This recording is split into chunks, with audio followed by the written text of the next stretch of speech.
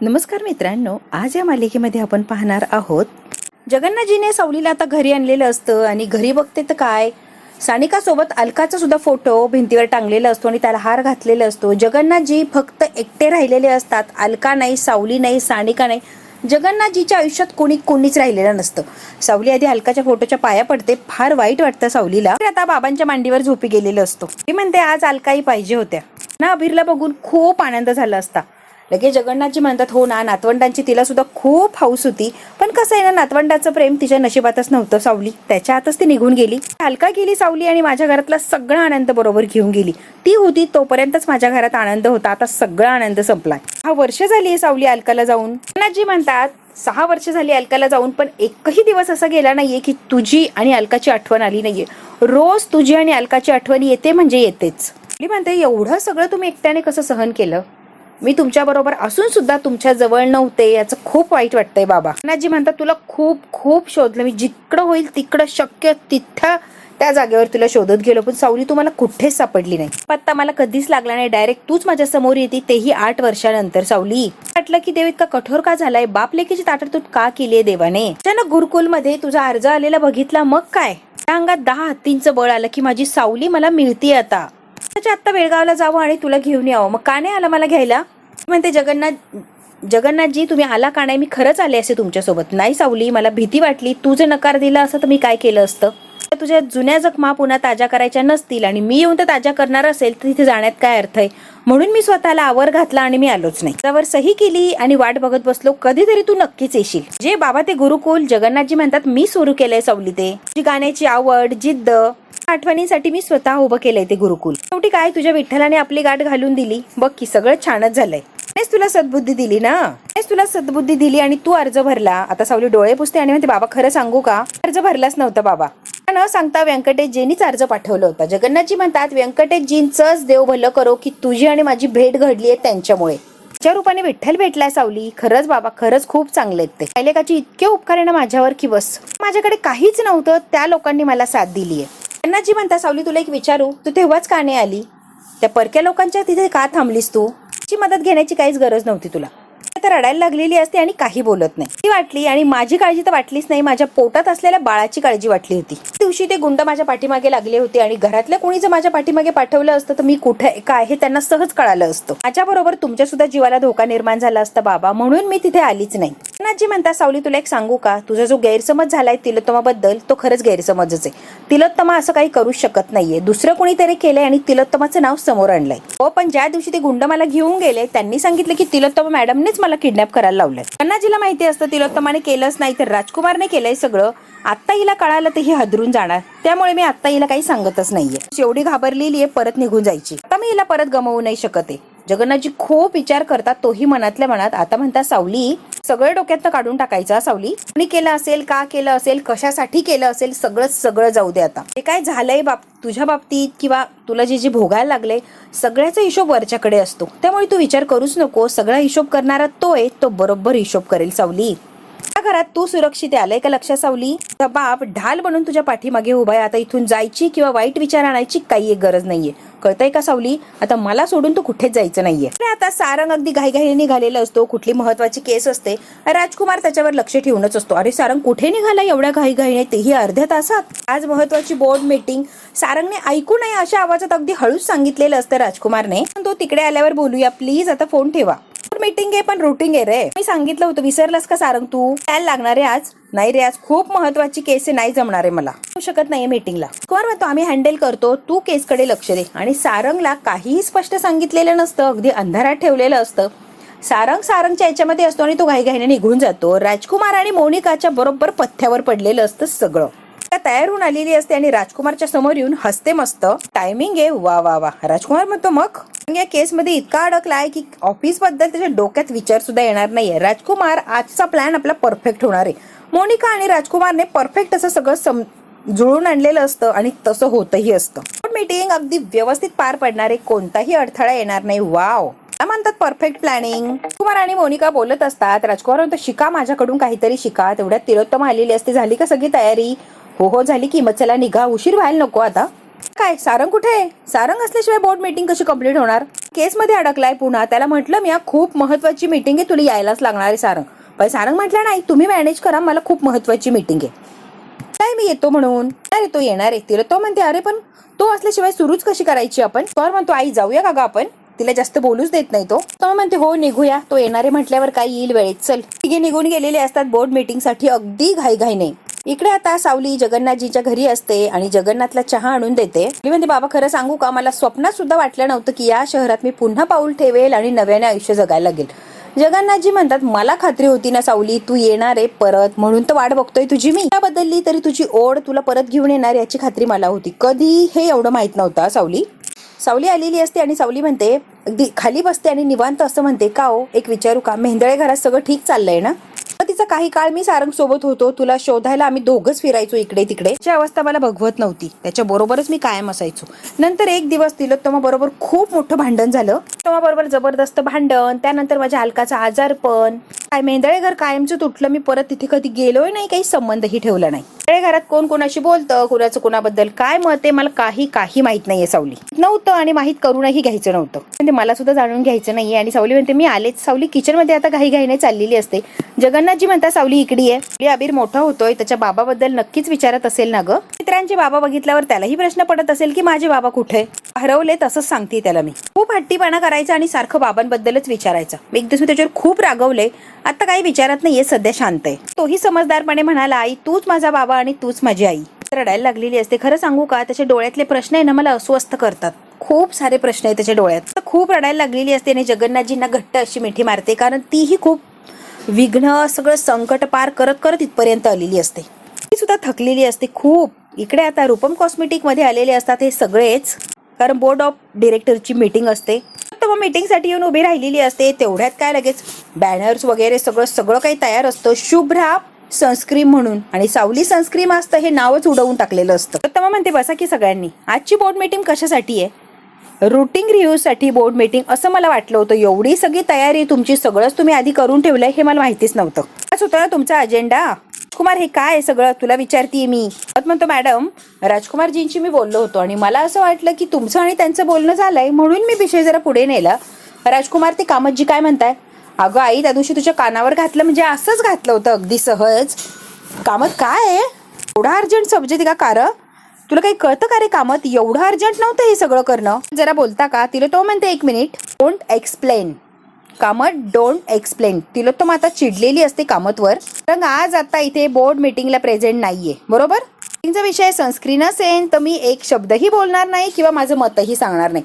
ज्या वेळेला सारंग बोर्ड मीटिंगला अवेलेबल असेल, समोर असेल, तेव्हाच काय त्यावर चर्चा केली जाणार. या प्रोजेक्टचा हेड सारंग आहे आणि सारंग असल्यावरच सगळं काही होणार. आता अबीर सावलीला त्रास देत असतो. चल ना कुठेतरी बाहेर, चल ना आई जाऊया ना, चल ना बाहेर. नोकरी लागली होती ना कुठेतरी.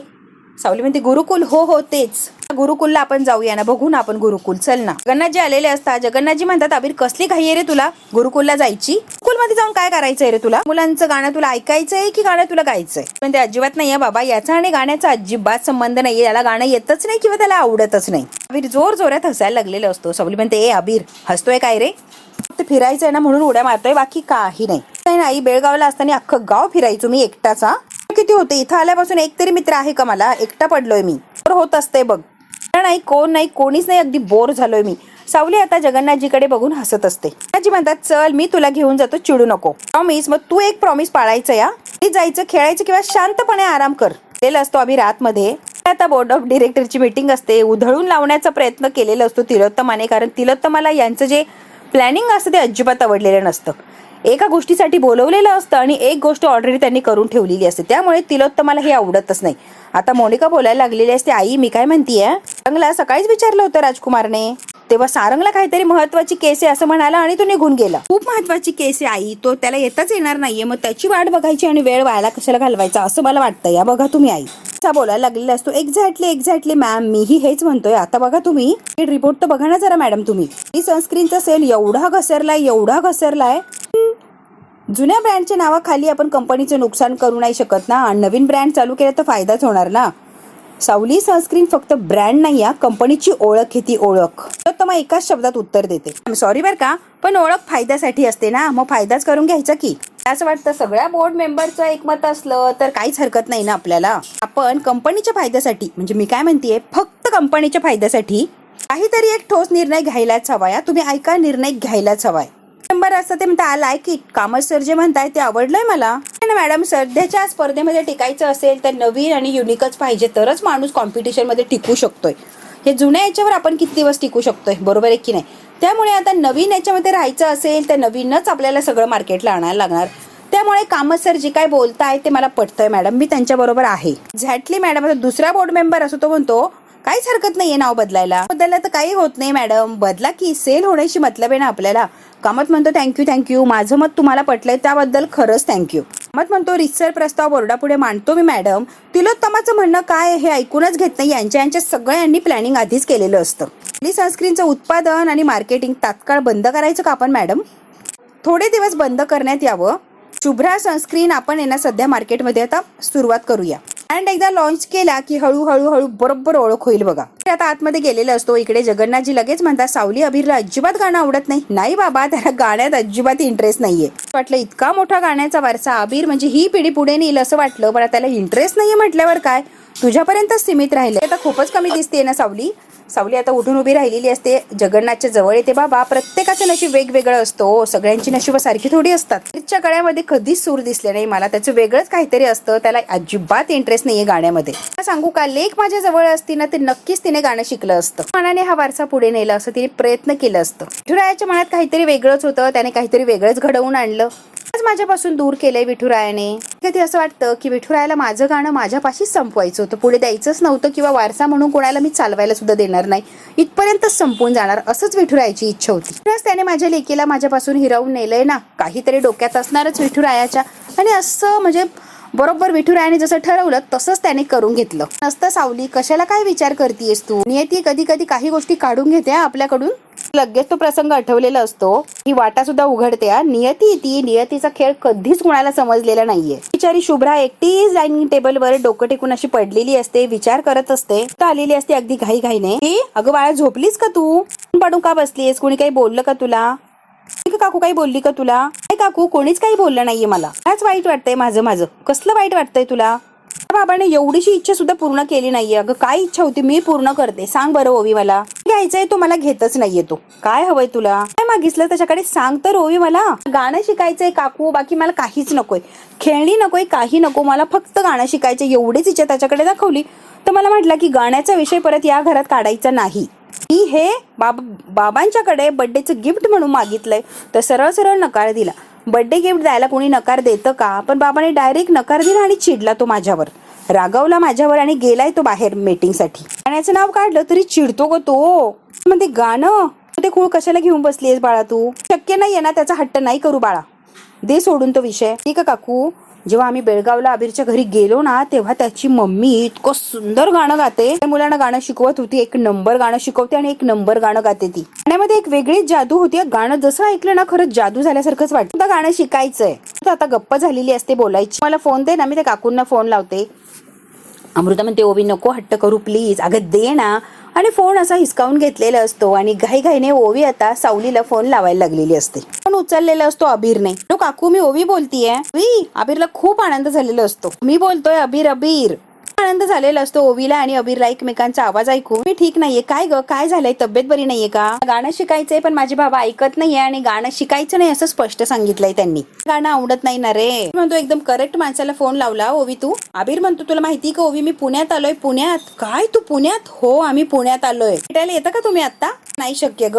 गाणं शिकायचं असेल तू नक्की शिकू शकतेस. माझ्या मम्माकडे माहिती ना, माझी आई किती छान गाणं म्हणते, किती छान गाणं शिकवते. बाबाला आवडणार नाही ना रे मी असं गाणं शिकलेलं. तो गाणं शिकूच नको असं म्हणतो जाऊ दे की, बाबा नाही म्हणताय तर कशाला हट्ट करतीयस? म्हणतो माहिती का ओवी, तुला जे मनापासून वाटतं ना तेच कर की. तुला जे आवडतं ना तेच कर तू. अजिबात कोणाचं ऐकू नकोस. नाही शिकणं सोपं आहे ग.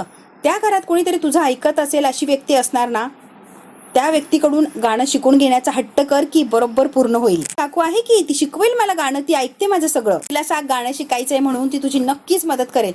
थँक्स अबीर, मी नक्की माझ्या काकूला सांगणारा गाणं शिकायचंय म्हणून. फोन ठेवलेला असतो ओवीने आणि ओवी घट्ट अशी मिठी मारते अमृताला. अमृता म्हणते काय ओवी, ते असं तू अजिबात ऐकत नाही ओवी. आता कामत म्हणतो मीटिंग मध्ये सगळ्यांच्या साईन झाल्या की पुढचं काम करू की. आता लगेच सारंग आलेला असतो. सगळ्यांच्या साईन. कामत, माझी साईन नकोय का? माझ्या साईन शिवाय कामं होणार आहेत का? ए कामत, तुझ्याशी बोलतोय मी. आता सारंग आल्यामुळे सगळ्यांचेच अगदी तोंडचं पाणी पळालेलं असतं. यांना असं वाटत असतं की सारंग इथे येणारच नाही आणि तो यायच्या आधी आपण सगळा काळा बाजार करू. राजकुमारांनी डोक्यालाच हात लावलेला असतो की हे काय, हा कुठून टपकला.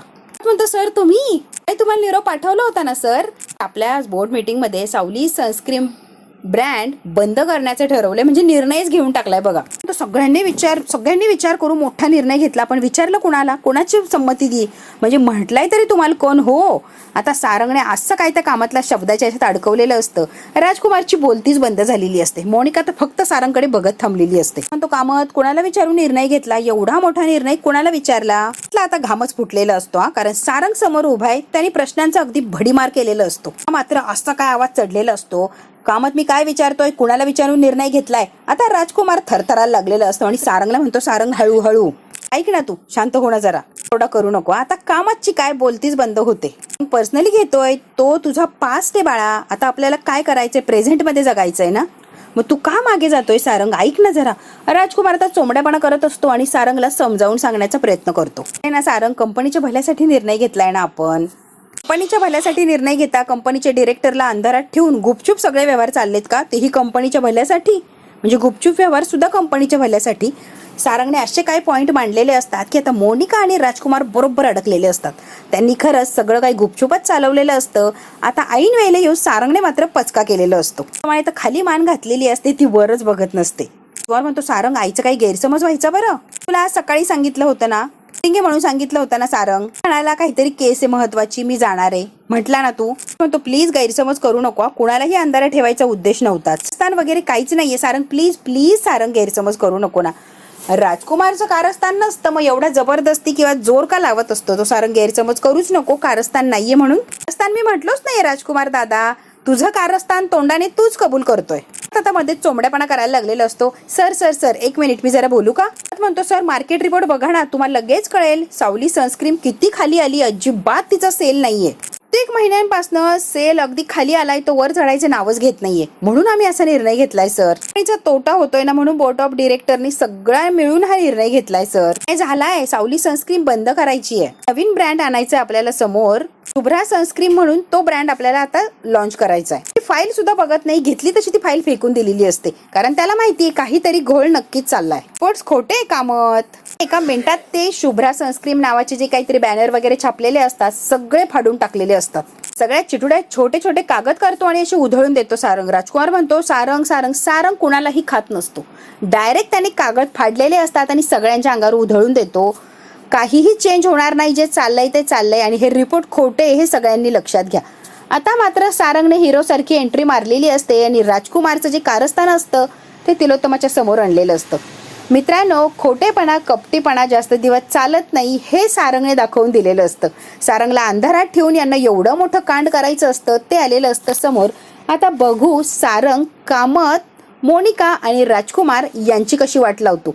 बघायचं असेल तर बघायला लागणार आपल्याला पुढचा भाग. हा भाग इथेच संपतो. व्हिडिओ आवडल्यास लाईक शेअर सबस्क्राईब नक्की करा. धन्यवाद मित्रांनो.